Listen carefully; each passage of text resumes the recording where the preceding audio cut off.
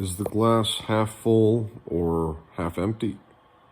For my entire life, as long as my family has had a group chat, my extended family, this is, which consists of about 20 people, my father, his siblings, and their children, and their spouses. So about 20 people, something like that.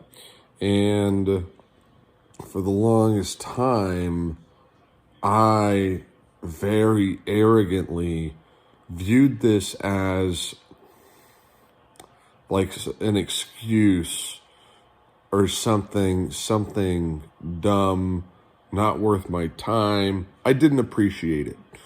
And I just turned 21 about a week and a half ago, 2 weeks ago, and they all said happy birthday, which I knew was going to happen. I've anticipated it every birthday for years now, and every time I just respond, thank you everybody, because I felt like it's mandatory, it's some obligation.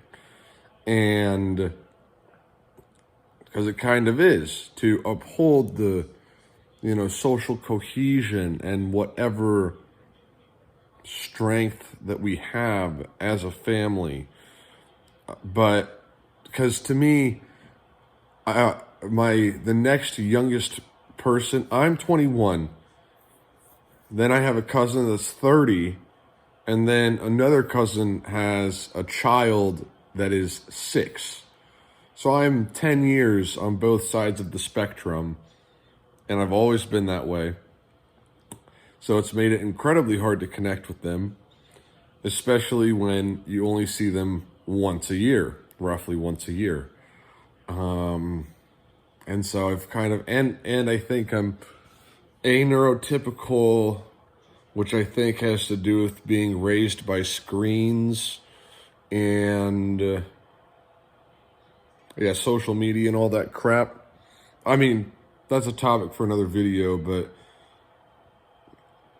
I overthink things and overshare and stuff. But what I realize now, because in this trying time, my cousin JR, who has always been there and like reached out, in a meaningful, in the ways that he could, because we've always been so geographically separated and the age difference. But, he's reached out and wanted to talk to me, and, in that, like, we're responding to him because I don't want to talk to anyone and I don't want to listen to anyone. And I brought up that, like, we just don't really know each other that well. And, he said, yeah, it bums him out that, we were dealt a hand where we don't really know each other. And it bums me out too. It seriously bums me out, because I basically have no one, I basically have no one, hence the loneliness. But it also, I'm realizing now that what is supposed to happen, the group chat is the glue that holds it together. Like, what else could take place? Now, I can have some sort of disappointment that I didn't grow up with them. I think that's perfectly fine. But we didn't choose what our parents did for us. And if I want to have family, then it's this group chat, and it's texting each other, and with the age gap, right? There's just so many barriers, but I do desperately want family. And again, as I said to begin this video, is the cup half full or half empty? The cup is half full. And this is the central question of depression. Is the cup half full or half empty? Some people may find this to be a cliche. I don't think so. I think this is perfectly valid in terms of, describing human perspective. You can dwell on the positive or the negative. And that's going to determine if you're depressed or if you're happy. I mean, there's way more to it than that. As we've just seen, I was just in a manic episode, which was horrible. Still kind of feeling the effects of that. But I can appreciate this group chat and that the people are there and responding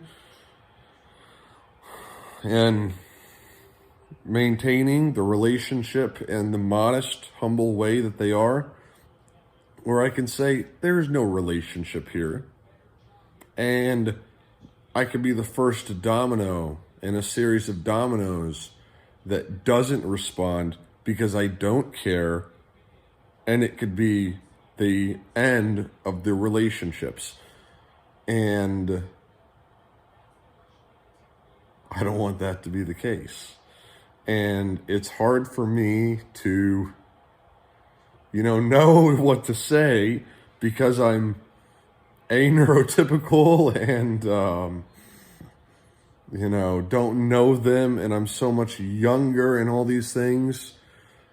I mean, there really is a long list, but they are there for me. That's what family is about. And becoming an adult like this and being forced to think about it, I'm glad I'm realizing this, because what do we have in this world if not our families? A fast car, TV shows, candy, drugs, whatever. I want human connection. And family is, as it appears humans operate and have operated for a very long time, a cornerstone, a foundation of human connection and meaningful relationships. And it's time that I start embracing that, because the cup is half full.